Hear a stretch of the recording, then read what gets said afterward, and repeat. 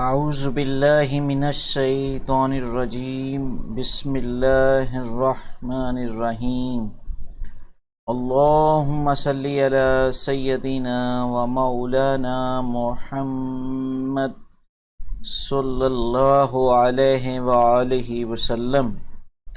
Dear students, as you know, we have finished our translation of first lesson button first year English book 1। तो आज हम exercise की तरफ चलते हैं। एमसीक्यूज़ हैं, एमसीक्यूज़ जो हैं वो पेपर में आने हैं, इसलिए इनको सॉल्व करते हैं। और हमने थारोली इस लेसन को पढ़ा है, तो एमसीक्यूज़ बिल्कुल भी मुश्किल नहीं होंगे। Where did Norma put the lamb chops in the broiler? B option होगा, स्टार्टिंग में ही था ये। There was a small man in the hallway, बिल्कुल स्टोरी के स्टार्ट से ये एमसीक्यूज़ हैं। Where was the key to the bell unit dome? वो था in the sealed envelope, C option. What was the reward for pushing the button? Mister Steward ने कितनी offer की थी? $50,000, सेकंड ऑप्शन बी वाला। What was the question of Norma that made Mr. Stewart embarrassed? जो mister steward को Norma के question ने परेशान किया था, वो कौन सा क्वेश्चन था? ये है इसकी स्टेटमेंट। और इसका ये डी वाला ऑप्शन है, हु डू यू रिप्रेजेंट? किसने भेजा है तुम्हें? किससे तुम्हारा ताल्लुक है? कौन सी कंपनी से तुम्हारा ताल्लुक है? इससे वो परेशान हो गया था और उसने कहा था कि मुझे इस चीज़ की इजाज़त नहीं है कि मैं ये आप लोगों को बताऊं। What could have happened by pushing the button? Button को पुश करने से क्या हो सकता था? Somewhere in the world a bird die. B option है, someone would die in the neighborhood. C option है, some songs would be heard. और डी ऑप्शन है, somewhere in the world some unknown person would die. ये D option जो है ये वाला होगा। आगे देखते हैं, नंबर 7 है, why didn't Arthur agree to the offer of Mister Steward for pushing the button? Mister Arthur जो था वो अग्री क्यों नहीं हुआ था, रजामंद क्यों नहीं हुआ था उस बटन को पुश करने के लिए? He considered death of some unknown person a murder. सी वाला क्वेश्चन है, वो कहता था कि कोई अननोन पर्सन यानी जिसको हम जानते नहीं हैं वो भी मर जाएगा, तो वो भी एक मर्डर ही कंसीडर होगा। Why was the offer of $50,000 attractive for Norma? Norma के लिए बड़ी पुरकशिश क्यों थी? ये अट्रैक्टिव क्यों थी? ये वाला जो है, she wanted to improve her life. दोनों ही जॉब करते थे लेकिन फिर भी वो दरमियाने दर्जे की ज़िंदगी गुजार रहे थे, तो ये वो चाहती थी कि हम अपनी ज़िंदगी को बेहतर कर सके। ए वाला ऑप्शन होगा। Who in Norma's opinion was the researcher?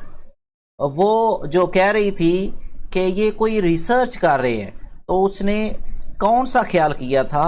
N eccentric millionaire. उसने कहा था कि ये कोई जुनूनी लखपति हो सकता है। तो इस तरह से ये आगे हमारा एक लास्ट एमसीक्यूज है, why did Norma take the consent of her husband to comply with the instructions of Mister Steward? हाँ जी, Mister why didn't Norma take the consent? इजाज़त क्यों ना ली अपने हस्बैंड से उसने to comply with instructions of Mister Steward, Mister Steward की इंस्ट्रक्शंस पर अमल करने के लिए? हाँ जी, he consider it a murder. और डी वाला ऑप्शन है, ही consider it immoral to kill someone some unknown person for the sake of money। जी, ये डी वाला ऑप्शन है, वो ये समझता था कि सिर्फ पैसे की खातर किसी अननोन शख्स को मार देना ये एक गैर अखलाकी अमल है, इमोरल एक्ट है हमारा। तो आगे ये जो ट्रू फॉल है ये करने की ज़रूरत नहीं है। तो हम क्वेश्चन आंसर की तरफ चलते हैं। एमसीक्यूज़ हमारे हो गए हैं। नंबर 3 क्वेश्चन है, इसका पहला जुज़्व, why did Norma considered the tune and attitude of Mister Stewart offensive. बिल्कुल स्टार्ट में जब नॉर्मा ने उससे बात की थी तो उसका रवैया और उसकी आवाज़, उसका लहजा उसे क्यों नाखुशगवार लगा था। Norma considered the tune and attitude of Mr. Stewart offensive because she thought that he was a salesman and he wanted to sell something। वो ये समझ रही थी कि ये कोई सेलमैन है और अपनी चीज़ें बेचने के लिए मुझे कन्विंस करने की कोशिश कर रहा है, और वो चूँकि बिज़ी थी इसलिए उसे उसका रवैया जो है वो नामुनासिब लगा। सेकंड वाला क्वेश्चन है, why did Arthur disagree with his wife. ये इस टॉपिक पे कि इन्हें बटन को पुश कर देना चाहिए कि नहीं करना चाहिए, इस मौजू के ऊपर जो आर्थर था, उसका हस्बैंड था, वो क्यों डिसएग्री था। Why did Arthur disagree with his wife, अपनी वाइफ से वो क्यों जो है वो रजामंद नहीं था, डिसएग्री क्यों करता था। क्योंकि अभी भी हमने पढ़ा है कि वो इस चीज़ को इमोरल ख्याल करता था। Arthur disagree with his wife because he was not greedy like her. एक तो चूँकि वो औरत थी और ज़्यादा लालची औरत थी, इस जो है वो इतना ज़्यादा आर्थर जो था वो ग्रीडी नहीं था। और दूसरा वो ये समझता था कि किसी का कत्ल कर देना सिर्फ पैसे की खातर ये एक इमोरल एक्ट है। He called it a murder to kill anyone just for money. Number 3 question है, why did Norma try to persuade her husband to agree with her. Try होता है कोशिश, परसूड हर, उसे इस चीज़ पे मनाने की कोशिश वो क्यों कर रही थी कि वो उसका हस्बैंड जो है उसके साथ रजामंद हो जाए। वो ये समझती थी कि किसी अननोन शख्स का अगर कत्ल हो भी जाता है तो इससे उन्हें क्या फ़र्क पड़ सकता है। कोई ऐसा शख्स जिसको वो जानते भी नहीं है अगर वो मर जाए, she thought that it made no difference if any ordinary poor और disease person who was unknown to them died. Killing such a person and getting a handsome amount in return was not to her a bad bargain। Bargain means सौदा। कहती है कि अगर कोई शख्स, कोई बीमारी ज़्यादा, कोई गरीब या कोई अननोन शख्स मर जाता है तो इससे उन्हें कोई फ़र्क नहीं पड़ता, और इसके बदले में हैंडसम अमाउंट यानी $50,000 मिल जाने थे, अगर मिल जाते हैं तो इससे उनकी ज़िंदगी बेहतर हो जाएगी। नंबर 4 क्वेश्चन होगा, what were the reasons Norma gave to her husband to accept the offer. Norma told her husband that the plan might be some research project. एक तो उसने कहा था कि ये हकीकत में कोई मर्डर वगैरह नहीं होना, कोई कत्ल नहीं होगा, ये तो कोई रिसर्च कर रहा है।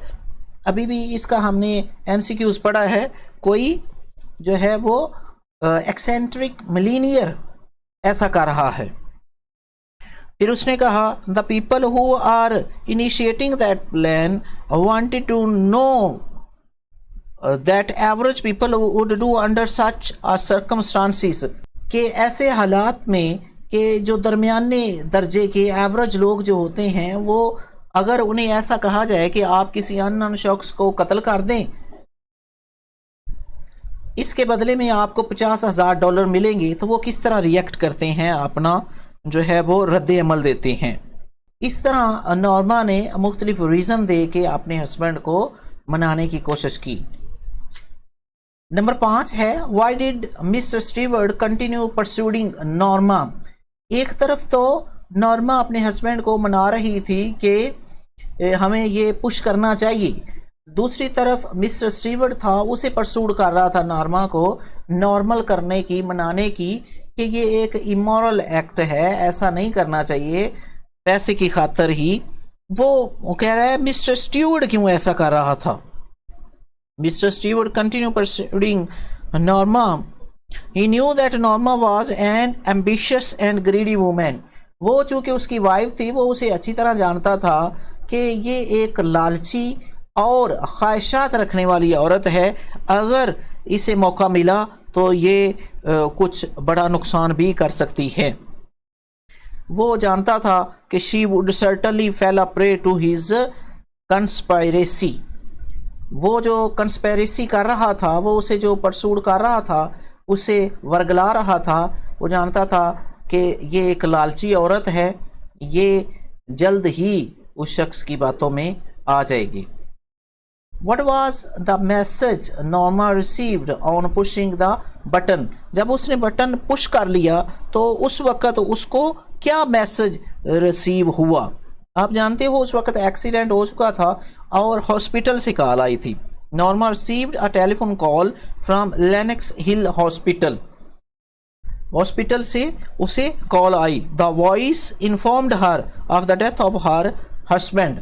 जब उसे हस्बैंड की डेथ हुई तो वो उन्होंने कॉल की और उसे बताया कि वो जो बता रहा था शख्स, उसने बताया कि तेरा हस्बैंड जो है उसकी डेथ हो गई है। क्वेश्चन नंबर 7 है, what is the significance of Arthur's life insurance policy. जो उसने अपनी इंश्योरेंस पॉलिसी कराई हुई थी, इंश्योरेंस पॉलिसी कहते हैं बीमा को।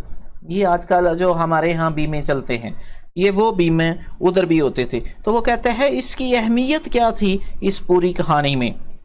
The significance of Arthur's life insurance policy is that it is equal to the prize money offered by Mister Steward. वो जो $25,000 की उसने इंश्योरेंस पॉलिसी करवाई हुई थी, तो वो डबल हो के मिलनी थी। चूँकि किसी की जब डेथ हो जाती है तो वो जो अमाउंट होती है, जितना बीमा कराया होता है, उसका डबल करके देते हैं। तो वो 50,000 बन के उसके पास आने थे। तो ये उसकी सिग्निफिकेंस थी। It is also important because the amount of policy will be doubled after the death of Arthur. Arthur की जब डेथ होनी थी तो वो 25,000 जो थे वो डबल हो के 50,000 बन जाने थे। तो आगे लास्ट वाला क्वेश्चन है, question number 8, why did Norma remain normal on hearing the news of the accident of her husband. वो कहता है जब हस्बैंड की उसने खबर सुनी तो वो नॉर्मल रही। जी बिल्कुल नहीं रही, वो लड़खड़ाने लग गई थी। उस सांस जो है वो ले रही थी, उसका भी एहसास तक नहीं हो रहा था। She became upset, she felt difficulty in breathing, her feet also seem to be numb. ऐसा लग रहा था जैसे वो पूरी तरह लड़खड़ा रही है। डियर स्टूडेंट्स, इसके साथ ही हमारी ये पहली जो स्टोरी है, पहला लेसन है, ये जो कहानी थी, ये पूरी तरह कंप्लीट होती है। तो इंशाल्लाह अपने नेक्स्ट लेक्चर में हम दोबारा मिलेंगे। तब तक के लिए अपना और अपने इस चैनल का ख्याल रखें। Keep on studying. अल्लाह हाफिज़।